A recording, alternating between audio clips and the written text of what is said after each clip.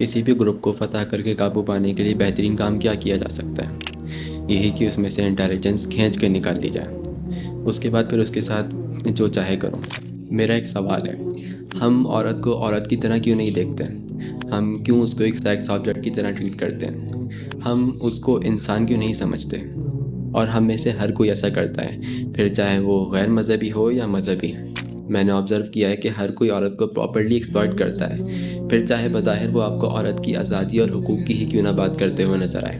ان کو آبزرو کر کے اندازہ ہو جاتا ہے کہ ان کی عورت کے لیے آزادی اور حقوق صرف سیکشولیٹی کی گرد ہی ریوالو کرتے ہیں، اور وہیں عورت کی انٹیلیجنس چھین کے اس کو سیکشول کموڈٹی کے طور پہ یوز کیا جاتا ہے۔ اس کو صرف میک اپ اور کاسمیٹکس میں الجھا کے، سب کے سامنے نچا کے، یا بل بورڈ پر ایک آئی کینڈی کے طور پہ یوز کر کے، ہوس بھرے درندوں کے سامنے پیش کر کے پیسہ کمایا جاتا ہے، عورت کو کیپٹلائز کیا جاتا ہے۔ پھر چاہے مذہبی ہو یا غیر مذہبی، مانتے سب یہ ہیں کہ یہ آزاد عورتیں ہیں۔ لیکن اس سے بڑا غلام اور کون ہوگا جو اپنے ذہنی پنجرے میں بند ہو اور اس کو پتہ ہی نہ ہو کہ اس کو کیسے مینٹل سلیو بنا کے کون سی فزیکل سلیوری کروائی جا رہی ہے۔ اور دوسری طرف سب کانٹیننٹ کا مذہبی طبقہ، جس کو لگتا یہ ہے کہ عورت ہے ہی ایک سیکس آبجیکٹ، اس کو بس چھپا دو، جس کو اللہ نے پیدا صرف اسی لیے کیا تھا کہ وہ بس چھپ جائے اور پردہ کر لے۔ اسلام میں اور اس دنیا میں اس کا اس کے علاوہ اور کوئی کام نہیں ہے سوائے پردے کے۔ مائنڈ یو، میں یہ نہیں کہہ رہا کہ عورت پردہ نہ کرے۔ سوسائٹی کے مورل فیبرک کو برقرار رکھنے کے لیے پردہ اسلام میں فرض ہے، مرد اور عورت دونوں پہ، دونوں کو کرنا چاہیے۔ لیکن مسئلہ یہ ہے کہ سب کانٹیننٹ کے مولوی کا شارٹ ورژن آف اسلام عورت کے لیے پردے سے شروع ہو کے پردے پہ ہی کیوں اینڈ ہو جاتا ہے؟ زیادہ تر جب بھی اسلام میں عورت کا ٹاپک آتا ہے تو اس مولوی کو حیا اور بے حیائی کا ٹاپک ہی کیوں یاد آتا ہے؟ باقی کا اسلام جو انسان سے اس کی اوج ڈیمانڈ کرتا ہے وہ کون بتائے گا؟ اللہ نے عورت کے لیے پردہ پیدا کیا تھا، عورت کو پردے کے لیے پیدا نہیں کیا تھا۔ پردہ مسلمان عورت کا اسلام میں ایک بیسک لائف سٹائل ہے، لیکن ایک مسلمان کا پرپز، آبجیکٹیوز اور ڈیوٹیز کئی زیادہ ہیں۔ نوٹ کرو تو آج کل ہمارا اسلام صرف اور صرف سیکشولیٹی کی گرد ہی ریوالو کرتا ہے۔ ہمارا پورا کا پورا مذہبی ڈسکورس صرف بے حیائی، فحاشی، زنا اور حرام ریلیشن شپ کے گرد ہی ریوالو کرتا ہے۔ اور اگر ٹاپک زیادہ ایکسپینڈ کر جائے تو اچھے اخلاق، پاکستانی سٹینڈرڈز کے مطابق، سب کو میٹھی لوریاں دے کے سلا دو۔ اب میں یہ نہیں کہہ رہا کہ یہ ٹاپک ڈسکس نہیں ہونے چاہیے، لیکن مسئلہ یہ ہے کہ صرف یہی ٹاپک کیوں ڈسکس ہوتے ہیں؟ مسلمانوں میں اور بھی بہت سے ایشوز ہیں، lack of power, lack of intelligence and IQ کیو، لیک آف کریج۔ وہ کون ڈسکس کرے گا؟ وہ کون بتائے گا؟ ہمارے لوگ نفسیاتی بیمار بن چکے ہیں۔ یہ عورت کو اور اسلام کو اس حد تک سیکشولیٹی کے گرد ریوالو کرتے ہیں کہ پاکستان میں عورت مسجد تک نہیں جا سکتی۔ وہ مال جا سکتی ہے، بازار جا سکتی ہے، کسی ریلیٹیو کے گھر جا سکتی ہے، نہیں جا سکتی تو صرف مسجد نہیں جا سکتی، کیونکہ جیسے ہی وہ مسجد میں انٹر ہوگی تو فوراً فتنہ اور فحاشی پھیل جائے گی۔ دنیا میں کہیں بھی عورت کا مسجد جانا حرام نہیں ہے سوائے اس ریجن کے۔ ہمارے لوگوں کی نفسیاتی بیماری عورت کو ایکسپلائٹ کر کے اس سے اس کی سوچنے سمجھنے کی صلاحیت چھین کے اس کو ڈم بنا رہی ہے۔ نبی علیہ السلام کے زمانے میں بھی خواتین مسجد جایا کرتی تھیں، وہ اسلام سیکھتیں اور وومن رائٹس لرن کرتیں، اور پھر سوچنے سمجھنے کے بعد اس کو امبریس کرتی تھیں، اور پھر کسی ظالم اور جابر کو انہیں ایکسپلائٹ نہیں کرنے دیتی تھیں۔ لیکن ہم نے عورت کو اس کے رائٹس دینا تو دور کی بات، اس پہ مسجد حرام کرنے سے لے کر اس کی آواز کا پردہ اور جوائنٹ فیملی سسٹم جیسی وہ باؤنڈریز لگا دیں جو اسلام نے نہیں لگائی تھیں۔ نوٹ کرو تو ریپ ہو جائے، مولوی چپ رہے گا، عورت گھروں میں پٹتی رہے، ایکسپلائٹ ہوتی رہے، مولوی چپ رہے گا۔ لیکن جیسے ہی کسی میڈیا پہ کوئی عورت کوئی فحش حرکت کر دے گی تو ریلیز نکلنا سٹارٹ ہو جاتی ہیں۔ اب جب دونوں ہی غلط حرکتیں تو دونوں پہ ایکول ریئیکشن کیوں نہیں ہوتا؟ یہ کلچر اس حد تک کینسر بن چکا ہے کہ ادھر عورت سے اس کی وہ لبرٹی اور وہ رائٹس چھین لیے جاتے ہیں جو اس کے رب نے، اسلام نے اس کو دیے تھے۔ کچھ لوگ عورت سے حقوق یہ بول کر چھین لیتے ہیں کہ ہم تمہیں آزادی اور اصل حقوق دیں گے، اور کچھ لوگ عورت سے اس کے اسلامی حقوق چھین کے اس کے اوپر ٹیگ لگاتے ہیں غیرت، حیا اور اسلام کا۔ ہم نے اسلام کے نام پہ ایک نیا دین بنا لیا جس کا اصل اسلام سے کوئی تعلق نہیں ہے۔ عورت جاہل ہے اسی لیے مظلوم ہے۔ سانس لینے سے زیادہ ضروری کیا ہے؟ کبھی سوچا؟ سانس لینے سے زیادہ ضروری ہے سوچنا۔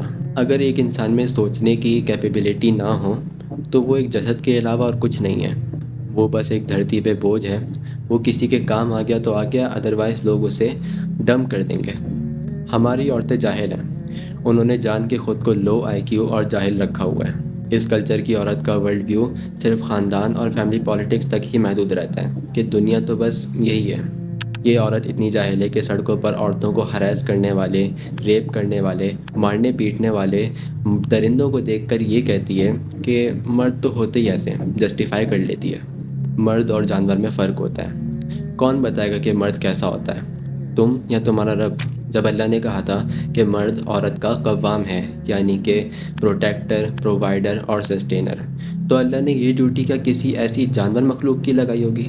بیسک ہیومن سائیکالوجی ہے کہ مرد ایسے نہیں ہوتے، بس اس کلچر میں ہی درندے پائے جاتے ہیں، اور ان درندوں کو روکنے کے لیے اسلام نے پورا ایک سسٹم بھی دیا ہوا ہے، اور آپ یہ بول کر جسٹیفائی کر رہی ہیں کہ مرد تو ہوتا ہی ایسا ہے۔ اس کلچر کی عورت کے پاس گھنٹوں ہوتے ہیں ڈرامے اور فلمیں دیکھنے کے لیے، فارغ ترین فیملی پالیٹکس کو ڈسکس کرنے کے لیے، لیکن جب بات آتی ہے اسلام سیکھنے کی، اپنے حقوق لرن کرنے کی، صحیح غلط میں تمیز، لاجیکل تھنکنگ ڈیولپ کرنے کی، تو بالکل زیرو۔ تو پھر کھائیں ماریں، کریں ظلم برداشت، کیونکہ اللہ بھی کسی قوم کی حالت اس وقت تک نہیں بدلتا جب تک وہ خود نہ چاہے۔ لبرل میڈیا نے ان عورتوں کو ایک ہی طرح کے ڈرامے دکھائے جس میں عورت مار کھا رہی ہے یا مظلوم ہے، اور ہیروئن بھی وہی ہے۔ یہ عورتیں اتنی جاہل ہیں کہ ان کو لگتا ہے کہ اگر ان پہ ظلم ہو اور یہ خاموشی سے اس کو برداشت کریں تو یہ بہت نیکی کا کام ہے، کیونکہ صبر کرنا تو اسلام میں نیک کام ہے نا۔ کوئی مولوی یہ کیوں نہیں بتاتا کہ ظلم برداشت کرنا اسلام میں حرام ہے؟ صبر اسلام میں تب ہے جب آپ ظالم کے خلاف لڑو،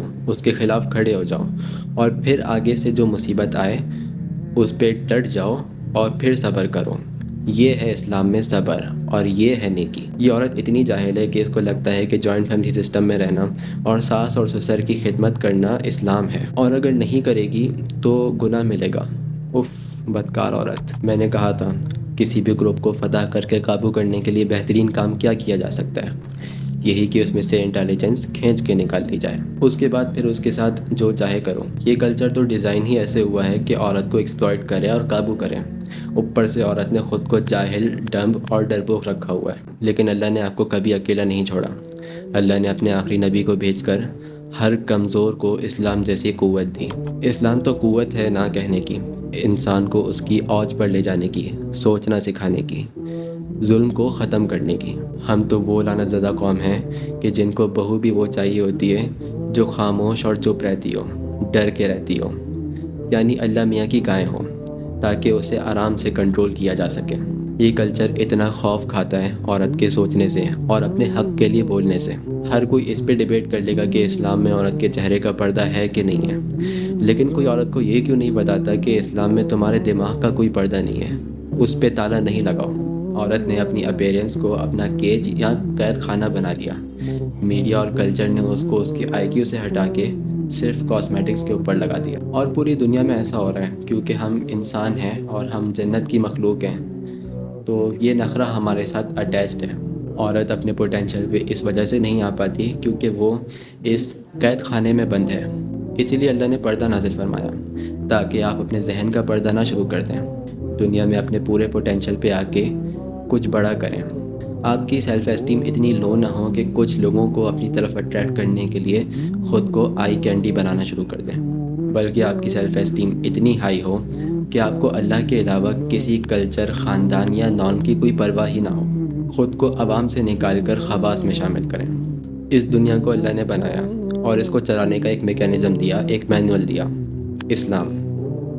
اگر آپ اپنی فطرت سے ہٹ جاؤ گے تو پھر ہمیشہ ایکسپلائٹ ہوگے۔ خود پڑھیں اسلام، خود سمجھیں صحابیات، اور جو صحابیات کی ویک امیج آپ کے ذہن میں کریٹ کر دی گئی ہے اس کلچر کی طرف سے، اس کو ڈیلیٹ کریں اور خود سیکھنا شروع کریں، خود سوچنا شروع کریں۔